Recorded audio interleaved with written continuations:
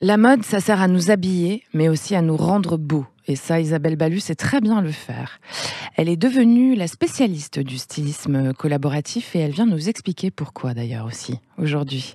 Bonjour Isabelle Balu, Bonjour Judith. bienvenue. Alors, spécialiste dans les collaborations, je ne sais pas si je peux me prétendre d'être spécialiste.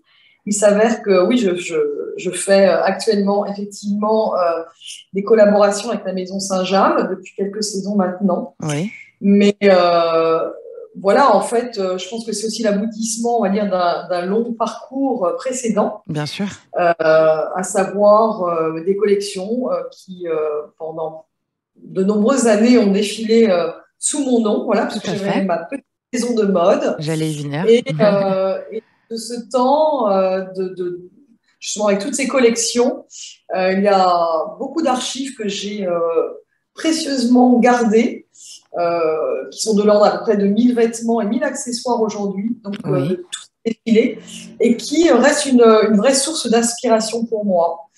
Et, et en fait, qui font un lien évident avec les collaborations que je peux faire aujourd'hui. Alors vous le dites, hein, justement, vous avez eu votre marque de mémoire jusqu'en 2007. Pourquoi est-ce que vous avez changé de chemin, Isabelle Balu? Alors, c'était tout un contexte de mode. Il était multiple. Je mettrais en avant l'aspect financier, comme beaucoup de créateurs de ma génération. Ouais. Évidemment, économiquement parlant, c'était assez compliqué en fait d'avoir ma propre maison. Et voilà, j'avais un petit peu moins de 10 salariés, mais c'était néanmoins assez fastidieux pour à la fois défiler. C'était aussi une période où il n'y avait pas vraiment d'autres alternatives, justement, que les défilés qui revenaient très cher. Mais Hmm. au-delà de ça, c'était aussi la mode évoluait tout simplement.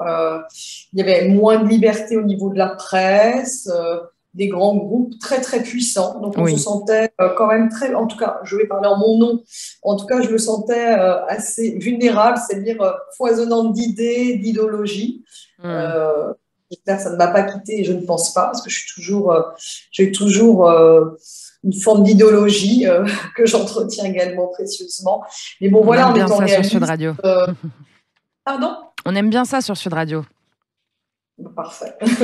Mais Isabelle voilà. Balu, vous créez tout type de vêtements, hein. Vous faites aussi du tricot, des accessoires.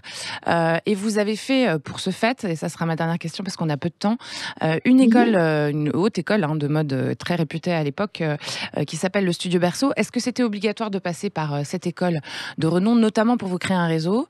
Est-ce que ça vous a propulsé d'être passé par là?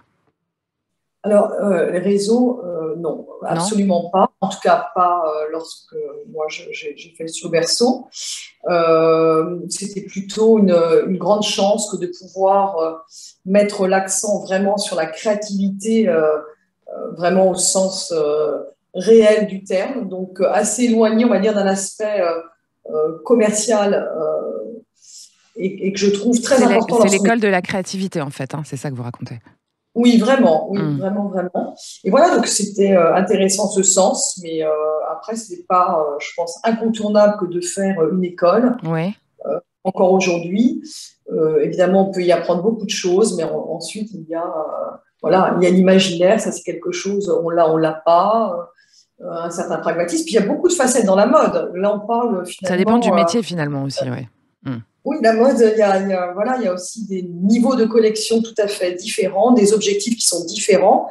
Et c'est vrai que lorsque je collabore avec une maison de mode, et bien j'adapte mon esprit à cette maison de mode.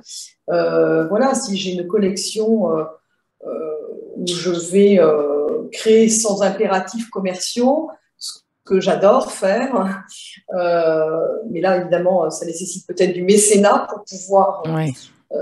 voilà, se donner les moyens Hmm. voilà, d'aller vers une création pure, j'ai envie de dire. Après, l'un n'est pas incompatible avec l'autre. Je pense que voilà, tout est une question d'équilibre.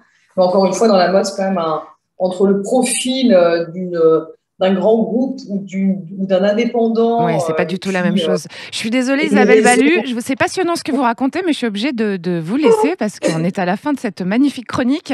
Les auditeurs Voilà. vont pouvoir vous retrouver sur LinkedIn, hein, Isabelle Balu, BA2LU, ou sur votre Instagram pro, hein, qui est Isabelle Balu, tout attaché, collection avec un S. Merci de votre témoignage. Merci Judith. Très bonne journée, au revoir. Au revoir.